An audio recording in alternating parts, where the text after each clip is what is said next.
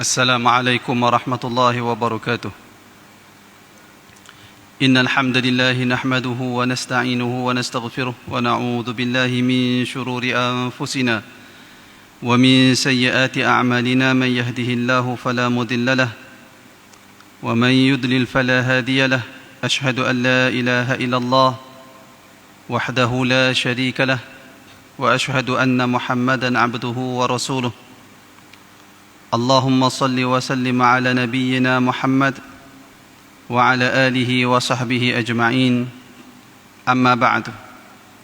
Tuan-tuan muslimin yang dikasihi sekalian, alhamdulillah kita bersyukur kepada Allah pada hari ini kita dapat meneruskan tazkirah kita selepas zuhur. Dan insya-Allah hari ini saya nak sebut satu perkara yang berkaitan dengan hukum hakam fiqh, yang mana kita lihat kebelakangan ni banyak berlaku, iaitulah isu sebahagian masyarakat yang berbuka puasa sebelum masuk waktu maghrib disebabkan azan yang dilaungkan terawal ataupun azan di radio yang di awal dilaungkan, yang disiarkan. Banyak berlaku. Sebelum ni kita tengok berlaku sekali, seingat saya berlaku sekali di Selangor tak silap saya. Kemudian tahun ni berlaku dua kali tak silap, kalau tak silap saya lah, berlaku di Sabah ataupun Sarawak, dan ada lagi berlaku di tempat-tempat lain. Jadi apa hukum puasa orang yang dia berbuka kerana atas sangkaan maghrib dah masuk waktu maghrib, tetapi ternyata maghrib belum masuk lagi, azan yang dia dengar itu adalah azan yang tersilap, disiarkan secara tersalah. Maka isu-isu yang seumpama ini, tuan-tuan, perkara pertama sekali saya nak jelaskan, isu ini menimbulkan perbezaan pendapat di kalangan ulama.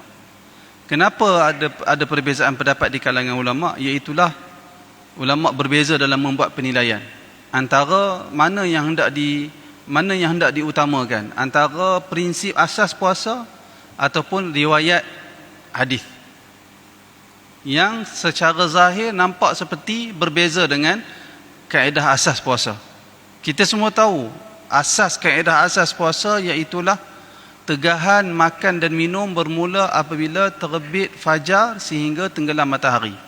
Dalam makna lain, dalam arti kata lain, tegahan makan dan minum bermula daripada masuk waktu subuh sehinggalah masuk waktu maghrib. Asasnya jelas.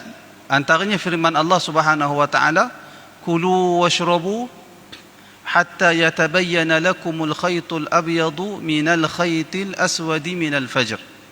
Makan dan minumlah kamu semua, kata Allah dalam Al-Quran, sehinggalah terbit fajar, iaitulah masuk waktu subuh, dan tenggelam matahari, iaitulah waktu maghrib. Itu perintah dari Allah Subhanahu wa taala. Itu kaedah asas puasa. Tetapi ada riwayat yang nampak seperti tak sama dengan kaedah asas itu. Itu yang menyebabkan perbezaan pendapat di kalangan ulama. Maka saya nyatakan hukum orang yang berbuka puasa sebelum waktu maghrib kerana tersilap, majoriti ulama, pandangan majoriti ulama mengatakan puasa orang yang seperti itu adalah batal, wajib dia qada setelah habis bulan Ramadan. Pandangan siapa ni? Pandangan pertama, pandangan siapa? Pandangan majoriti ulama. Kenapa mereka kata batal puasa sedemikian? Kerana Allah Ta'ala memerintahkan puasa dari subuh sehingga maghrib, tetapi kamu telah buka puasa sebelum maghrib, maka puasa kamu tidak memenuhi syarat yang ditetapkan, tidak memenuhi kehendak yang dimaksudkan oleh Allah di dalam Al-Quran, maka puasa kamu batal, wajib qada. Itu pandangan majoriti para ulama. Manakala ada pandangan yang kedua. Pandangan yang kedua iaitulah pandangan minoriti, bukan majoriti, pandangan minoriti. Apa mereka kata? Pandangan minoriti para ulama, mereka mengatakan puasa seperti itu sah dan tidak perlu qada. Puasa seperti itu sah dan tidak perlu qada. Alasan dia, antara alasan yang diberikan, banyak alasan para ulama beri ini, tetapi antara salah satunya iaitulah dia sama seperti orang yang makan secara terlupa pada siang Ramadan. Pukul 12 tengah hari, hari pertama Ramadan. Balik rumah dia makan, dia dapat dia makan. Isteri dia nampak, dia kata, pasal apa makan, abang lupa ke hari ni puasa? Dia kata, oh, aku lupa. Terus dia berhenti dia makan, dia buang apa yang ada dalam mulut. Sah tak puasa dia? Sah. Sah puasa dia. Jadi atas alasan itu sebahagian ulama kata orang yang buka puasa kerana tersilap juga sah dan tak perlu qada. Ini pandangan siapa? Tadi saya kata pandangan majoriti. Majoriti merangkumi ulama mazhab Hanafi, merangkumi ulama mazhab Maliki, ulama mazhab Syafi'i, ulama mazhab Hambali. Majoriti kata begitu. Yang kata tak sah. Yang kata sah ni pandangan siapa? Antara yang sebut pandangan ni iaitulah Imam Mujahid Ibnu Jabar. Imam Mujahid Ibnu Jabar ni seorang tabi'in, seorang tabi'i yang mengaji dengan sahabat, alim dalam ilmu tafsir, ulama ahli sunnah. Dia kata sah puasa sebegitu. Pandangan dia, pandangan Mujahid. Demikian juga pandangan Al-Hasan. Wallahu alam, Al-Hasan yang saya tahu di sini Al-Hasanul Basri. Pandangan Al-Hasanul Basri. Selain daripada itu, pandangan inilah juga yang dipegang oleh Ishaq bin Rahawai. Ishaq bin Rahawai kawan kepada Imam Ahmad bin Hanbal, kawan kepada Imam Syafi'i. Hidup sezaman dengan Imam Syafi'i. Nama dia Ishaq bin Rahawai.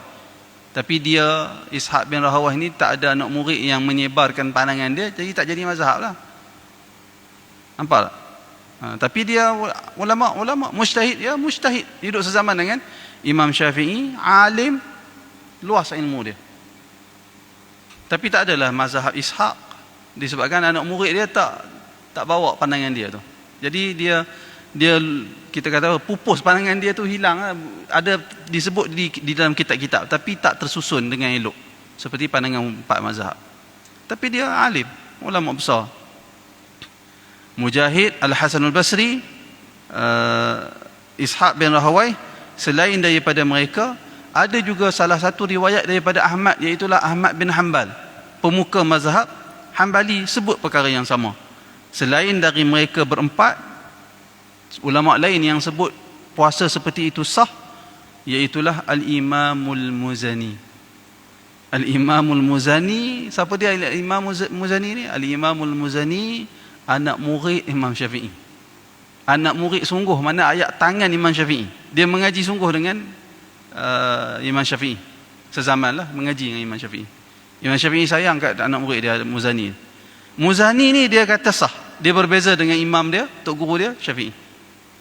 Al-Imamul Muzani. Dan Al-Imamul Muzani ni dia bukan mazhab Syafi'i, walaupun dia anak murid Imam Syafi'i, tapi dia bukan mazhab Syafi'i, kerana dia memiliki pandangan-pandangan dia yang tersendiri, disebabkan dia juga mujtahid juga, sama seperti tok guru dia Imam Syafi'i. Tapi dia, walaupun dia anak murid Imam Syafi'i, dia tidak mengikut pandangan tok guru dia Al-Imam Syafi'i rahimahullah. Selain daripada itu, inilah juga pandangan Ibnu Khuzaimah. Jadi ini saya sebut nama ulama-ulama ini supaya kita tahu isu ni isu khilafiyah. Yang berbeza tu bukan orang kecil-kecil semua, orang besar-besar semua. Cuma yang berbezanya mana lebih ramai, mana yang tak ramai, itu saja. Syekhul Islam Ibn Taymiyah rahimahullah memilih pandangan yang kedua, iaitulah tidak batal puasa orang yang buka puasa kerana tersilap, kerana menyangka waktu maghrib dah masuk. Kata Ibn Taymiyah tak batal puasa, dia bersama dengan golongan yang kedua. Ibn Taymiyah mendatangkan alasan yang lain, iaitulah Syekhul Islam Ibn Taymiyah rahimahullah, dia mendatangkan sebuah hadis yang diriwayatkan oleh Al-Imam Al-Bukhari di dalam kitab Sahih Al-Bukhari, iaitulah hadis daripada Hisham bin Urwah, daripada Fatimah, daripada Asma. Hisham bin Urwah ni siapa dia? Hisham bin Urwah bin Zubair ibn Awam. Zubair ibn Awam sahabat Nabi. Jadi Hisham bin Urwah bin Zubair itu sahabat Nabi. Urwah tu cucu kepada anak kepada sahabat Nabi. Hisham ni cucu kepada sahabat Nabi. Urwah ni pula bukan semata-mata sahabat biasa, bahkan Urwah ni Az-Zubair ni bukan sahabat biasa. Sebaliknya Az-Zubair adalah suami kepada Asma binti Abu Bakar, anak Abu Bakar. Jadi dia menantu kepada Abu Bakar As-Siddiq radhiyallahu anhu. Hadis ni daripada Hisham bin Urwah, cucu kepada bin Az-Zubair. Hisham bin Urwah, Urwah bin Zubair. Hak ni Fatimah binti Al-Munzir, Al-Munzir bin Az-Zubair. Mana depa ni siapa ni? Depa ni sepupu. Depa ni sepupu. Dan Hisham dan Fatimah ni apa hubungan? Boleh riwayat hadis tak sama jantina. Mereka ni sebenarnya suami isteri. Mereka ni sebenarnya suami isteri. Hisham berkahwin dengan Fatimah, sepupu dia. Sepupu boleh kahwin sama sepupu? Boleh. Sama sepupu boleh kahwin. Jadi Hisham bin Urwah meriwayatkan hadis, mengambil hadis daripada isteri dia sendiri, iaitu Fatimah binti Al-Munzir bin Az-Zubair. Daripada Asma. Jadi Fatimah ni dia cerita dari Asma, anak kepada Abu Bakar As-Siddiq radhiyallahu anhu, mak dia, tok dia, nenek dia.